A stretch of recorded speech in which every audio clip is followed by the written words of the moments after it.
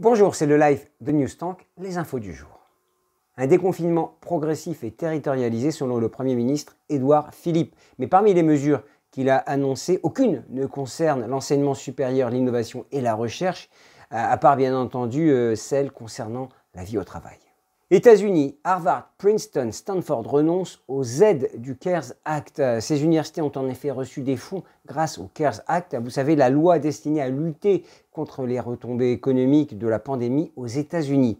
Alors, ces annonces successives font suite à une déclaration de Donald Trump sur Twitter, on s'en doute, qui critiquait le fait que ces universités perçoivent des aides alors qu'elles disposent de réserves très importantes. D'autres universités des Ivy League bénéficient également des fonds du CARES Act, comme Columbia, Cornell, Yale ou encore Princeton. International encore, en Afrique du Sud, les universités ont été contraintes de fermer leurs portes.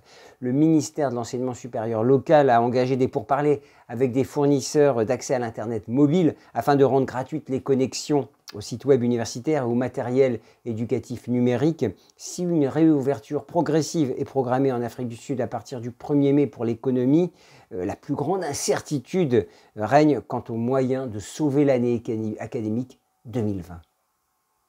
Une nomination, Ali Saïb est le nouveau directeur de cabinet de Frédérique Vidal. Il succède ainsi à Nicolas Castoldi, désormais chargé d'une mission sur les enjeux du dépistage. Une autre info, en bref, elle concerne la conférence des grandes écoles. Sciences Po Toulouse et NYU New York University Paris deviennent membres de la conférence des grandes écoles. Bienvenue à eux donc. Initiative, vous savez que je finis toujours par une initiative menée par une association, une école, une université. Rennes School of Business a lancé une mini web-série humoristique, Lockdown with Rennes SB, pour accompagner sa communauté dans une période de confinement parfois compliquée. Les 4 premiers épisodes sont disponibles sur les réseaux sociaux de l'école et sur YouTube, vous tapez tout simplement dans le moteur de recherche Lockdown with Rennes SB. Voilà, rire, c'est important. On se retrouve lundi prochain. Je vous souhaite un très bon week-end. C'était le live de Newstank.